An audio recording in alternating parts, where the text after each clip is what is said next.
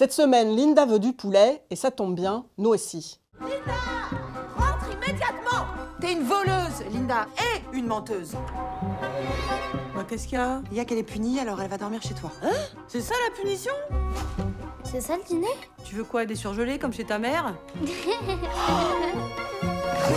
C'est dégoûtant. Linda veut du poulet, c'est l'histoire d'une petite fille qui s'appelle Linda, de sa mère Paulette, et qui cherche un jour de grève un poule-tout pour faire une recette. Là, vraiment, on est dans une vraie comédie, pleine de rebondissements, échevelés. C'est vraiment le grand charme de ce film d'animation, c'est que voilà, ça va très très vite depuis le début jusqu'à la fin. Il y a de la comédie musicale, il y a de l'aventure, voilà, il y a énormément d'humour. Voilà, donc c'est vraiment un vrai plaisir, accessible à tous. Donc c'est un film pour les enfants, plutôt à partir de 7 ans. Et les parents y prendront un plaisir infini, je peux vous le garantir. Et c'est un film voilà, qui est très coloré. Alors c'est un petit peu toujours la méthode de Sébastien Odenbach, c'est-à-dire que chaque personnage est dessiné au trait noir, mais avec beaucoup de couleurs dedans et avec une couleur attachée à un personnage. Par exemple, pour Linda, c'est le jaune, pour sa mère, c'est l'orange, et puis pour la tante Yogi, qui est un personnage assez rigolo, fait du yoga, mais elle s'énerve beaucoup, hein, donc elle applique assez mal les préceptes du yoga. Elle, c'est du rose. Voilà. Et donc tous les personnages sont comme ça définis par leur propre couleur, donc ça donne un film effectivement visuellement très impressionnant, hyper coloré, hyper addictif par ce jeu des couleurs. Petit à petit, on va quand même se rendre compte que derrière cette joliesse, derrière ce film hyper drôle, hyper enlevé, eh ben, ça parle quand même beaucoup du deuil, de l'absence. Et c'est vraiment une des grandes qualités de ce film, d'arriver vraiment à parler de sujets finalement très très graves, accessibles, sans les traumatiser, à un public très jeune. Je suis pas une menteuse. J'ai été très injuste, pardon Linda. Tu peux me demander tout ce que tu veux. C'est du poulet que je voudrais, avec des poivrons. Du poulet au poivron? Il pollo con il pepperoni. Poulet papa.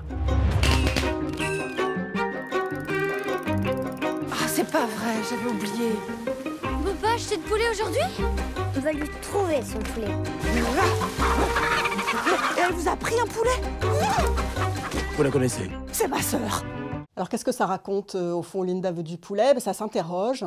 Est-ce que les choses qu'on a oubliées ont existé réellement? Est-ce que les gens dont on ne se souvient pas ont existé réellement? Et pourquoi tout l'amour d'un disparu peut être dans une recette de poulet italienne avec des poivrons? Cette recherche d'un poulet un jour de grève générale dans une espèce de cité radieuse comme ça et sur les routes de campagne donne un film complètement loufoque, échevelé, où on va voilà, multiplier les rencontres, les accidents, les bagarres. Il y a des policiers qui s'en mêlent, dont un qui est inénarrable, doublé par Esteban. Et tout ce monde-là, effectivement, comme Samuel l'a dit, est ultra stylisé, c'est-à-dire qu'il n'y a aucun souci de réalisme et en même temps, il y a une langue hyper accessible de tous les jours qui va parler à tout le monde, qui est extrêmement marrante, extrêmement loufoque, un soin formidable apporté au doublage. Moi j'ai un petit faible pour Laetitia Doge qui joue la Tata Yogi, accro aux bonbons et un petit peu sur les nerfs. Il y a des chansons qui surgissent tout à coup et qui vous collent le frisson, mais pour de vrai. Ça rebondit dans tous les sens. Voilà, c'est absolument délirant, absolument merveilleux,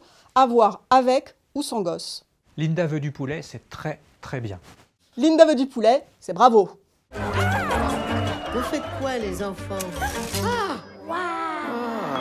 On va le pêcher à la ligne, le poulet. On va se le faire ce poulet au poivron. Allez, fonce! Allô? Ah, c'est vous, chef? Oui, tout ben.